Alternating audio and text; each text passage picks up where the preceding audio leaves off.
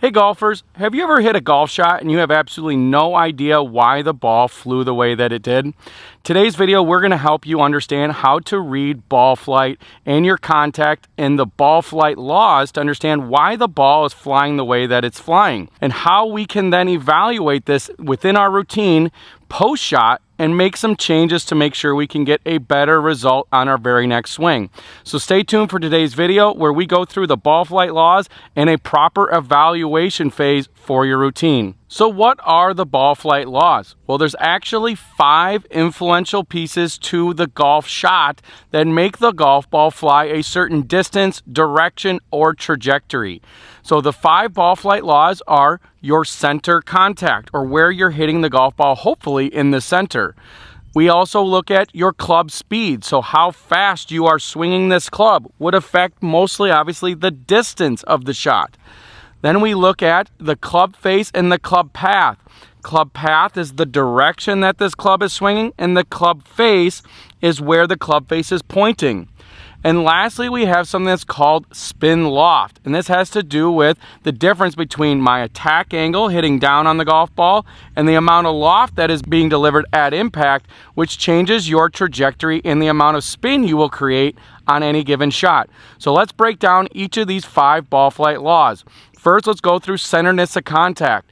When I'm mishitting it off of the sweet spot on the toe or the heel or off the bottom or the top, I will lose ball speed. I like to explain this very similar to like a trampoline. When you are jumping inside the trampoline, in the middle, you get all the springs to kind of work for you to help you jump higher on the trampoline. If you're jumping towards the sides, in this case, the ball hitting towards the side of the face, you are only getting the springs mostly closely related to where you are jumping. So we want to recruit all parts of the stability of this face by hitting it in the sweet spot for maximum distance, but also the most forgiveness on our direction. When we hit it out on the toe, the club will then be collided on and it's going to spin open.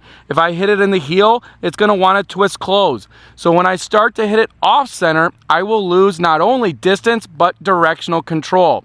Club speed is going to change for every club. Obviously, every club tends to change for most players. So when we are swinging a 9-iron that I have here in my hand, I'm going to have a certain club speed. When I swing with my driver, it's going to go a little bit faster, which is the goal for us to distance gap for every club.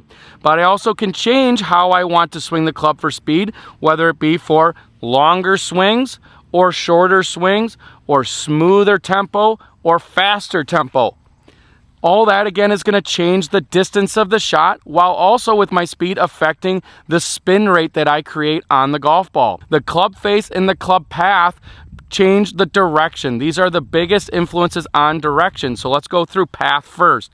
Path is where my club is directionally swinging through the impact. Am I swinging towards the red stick into out towards right field? Am I swinging down the black stick off to the left here, which would then make me go to the left? Or am I swinging down the line over the white towards my target? That is worth about 10 to 20% of the influence on where the golf ball will go depending upon the club you are using. Usually path is going to be a larger influence on your curvature and how that is affecting based on the club face position.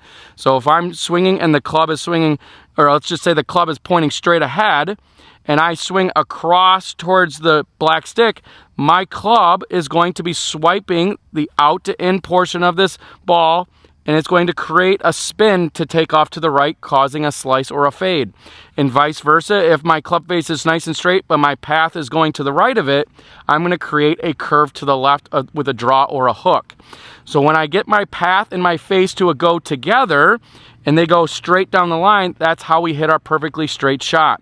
So whenever I'm reading ball flight, I want to pay attention to curvature being a reflection of my path or my face relationship to my path. Now we're going to go into the face. The face is where the club face is pointing when we are striking. When we are hitting the golf ball, now this is the remaining 80 to 90% of the influence and where that golf ball will end up. So it's a large influence and we need to pay attention to how we control where this club face points. When I get my club set up, if I am rotating my arms excessively, which is the biggest influence on the club face is my grip, hands, and forearms, right? If I can get my lower segments here to be in really good consistent movements, I can control the face. We want to try to obviously keep the face as square as you can through impact to have a lot of repeatability. But when I come through, if I am twisting my arms too fast, I will see the club face pointing off to the left, and that will cause me to pull the ball offline right off the contact. The club face is my start line. So when I come through and the club face is closed, this ball is going to want to start to the left. Depending upon where, again, my path was going, it may continue to curve way further to the left. It might be a straight pull, or it could be a pull fade, potentially fading back to the target line. So when we're hitting our golf shots, paying attention to the start line and the curvature is really important to understanding which is the problem. Is it more of a path problem, or is it more of a face problem? And lastly, we have our spin loft. Spin loft is a term that TrackMan utilizes, but again, it's a reflection of my loft, which again, this is my 9-iron, so it's a 40-degree loft for my 9-iron. And then I have, if I steal one of these sticks, my attack angle. We hope to achieve, obviously, a descending attack towards any shot. So if I have a 40-degree angle going up on this orange face stick, and let's say I have a 5-degree downward attack angle, if that was how I delivered this club into impact, I would have a 45-degree spin loft. Okay, so that's the amount of angle or loft that's being displayed at impact relative to the attack angle. Okay, so what does that really mean? When I'm hitting down on the ball more, my attack angle, if I'm coming steeper on the ball, that is going to change your trajectory. That's going to make the ball fly lower. If I start to sweep or even somewhat swinging up on the golf ball, the ball will launch higher up. But then again, based on how my loft is positioned, based on how I come through, so if I'm coming through and a sweeping attack angle, but my loft is being de-lofted through a forged shaft lean, I will see actually a very low spin rate. The ball might not launch as high, and again, the spin would be a lot lower. This is ideally what you're trying to do when you're trying to lower your spin with maybe your driver, or if you're trying to hit a low penetrating shot under the wind. You want to make sure you're lowering that spin rate through a more lower spin loft position. If I'm trying to hit a high spinning shot, maybe I'm hitting a flop shot, I'm trying to accentuate my loft by pointing this more maybe up to the sky as I rotate it open. So now this is more directly going up, and I want to now get a steeper angle of attack. I'm going to try to get this club going more up and down and getting that loft to point more up. So I'm manipulating the loft as well as the attack angle to generate more spin or less spin. In review, we have centerness of contact, we have our club speed, our club face, our club path, as well as our spin loft. And these are our ball flight laws that we now understand, and we need to then learn how to read the ball flight to know how do we adjust. So let's go into that. So when we evaluate a shot, we need to look at three things. We need to evaluate my contact, which would be a big reflection on everything that's happening within the shot. And we need to look at the start line and the curvature of the shot. These things will again relate back to those ball flight laws and understand why did the ball do what it did. So when I'm going to hit a shot here, we're going to just pay attention to how did it feel, how did it sound, how did it ultimately fly in the air on its start line and curvature to its end location. So let's hit a shot and let's just see what we get here. Again, about 9-iron from 150 yards coming into our last hole here to finish out our round. So my ball flight was fairly straight. It kind of turned over ever so slightly to the right. Not much, I would say at most maybe 5 feet. So a very straight shot. And it was a little right of the flag. Okay, so it was more towards the true middle of the green. When I hit this into the green, now I know that my path and my face had to be very close to each other, meaning that I did not create a lot of curvature. My start line had to be, again, pretty square to the line, but slightly to the right. So the face had to be subtly open, because again, the face is my start line. So my face was a little bit open. My path wasn't too far off, but probably slightly out to in, because again, it created just a little bit of a turnover to the right. If I look at now my divot, I can see where was my path going. My path was going a little bit to the left of the white stick here. So that would make sense as to why the ball would then have curved to the right. We're going to try to go through this again, making sure we make a good committed swing. Aim the club, get comfortable, confident, and committed, and hit your next one.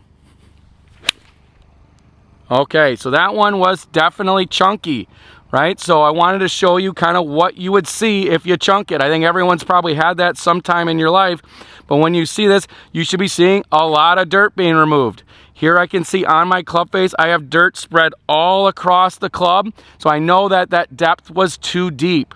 Okay, so what happens when you chunk a shot?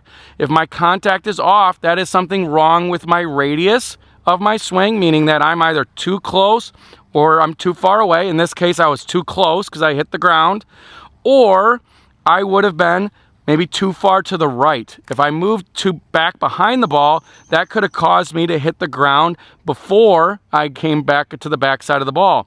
So you then need to evaluate, after I've contacted it poorly, why did I do that? Did I feel like when I hit that shot that I was maybe swaying off the ball? Did I feel like I was too close in my address? Did I feel like my balance moved closer towards the ball? Maybe I felt like my toes got a little bit more of the weight as I did my downswing. All these things, again, you're evaluating, and in my opinion, I just felt like I was too low. I felt like I dropped down a little bit too much during my swing. So I'm going to take that and now go into my evaluation of this next shot, or I should say my preparation for this next shot. I'm going to feel like I stand a little taller or slightly farther away from the ball to feel like I've created more gap, right? So now I'm going to assess that. I'm now going to rehearse it, and I can feel a taller presentation. So I'm going to go up to the ball, feeling taller, and seeing if we can get a different result. Definitely a better strike, but I almost picked that one clean. So again, that was better, but maybe I slightly overdid it. But I would rather see someone make big changes, especially on the practice tee, make big changes to understand what the overdone feel feels like, right? So I call it the Goldilocks way of learning. So we want to feel too much. Obviously, we know what maybe too little was on the first one, and then we want to find that happy medium, right? So if I was too much, that would have meant I topped that next one. It was a little bit too much because I didn't quite actually fully compress that in the middle. It felt a little low on the club face. But ultimately, it was better. I didn't chunk it, and it didn't go in the front bunker like the previous shot, so it improved.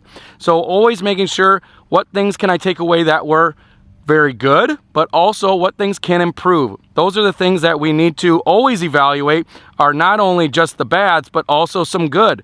Most people only reflect on what they're doing wrong, and ultimately that list can go pretty long when it comes to golf being such a challenging sport. So make sure when you evaluate, what things did you do right, but also what things can be slightly better.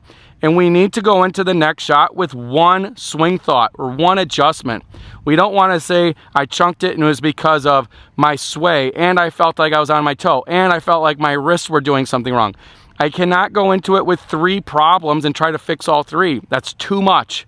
That's going to give us what we call paralysis of analysis, right? We have too many things that we're evaluating, and we need to simplify. One thing we're trying to get better at on the very next swing, right? So whenever I'm evaluating, I'm looking at the direction as well as the contact. But lastly, we want to look at maybe the trajectory. So if I'm trying to hit this shot and say I have a strong breeze against me, I'm trying to hit it low and the ball balloons up into the air, right? What would that tell me? That tells me that I'm creating too much spin.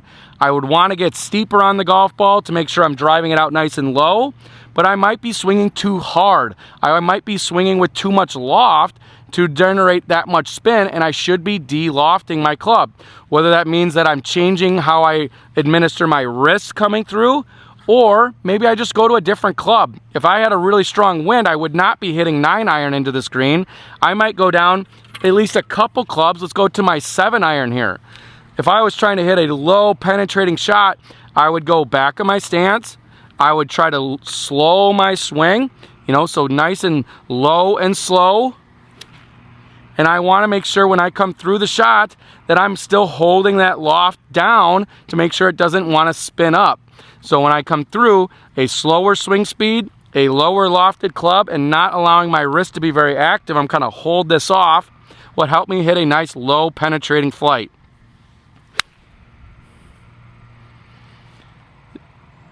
That ball was a nice low trajectory penetrating through our artificial wind that we have today. If you enjoyed this video, please like and subscribe our page. It really helps us out, and we'd greatly appreciate you continuing to follow us here.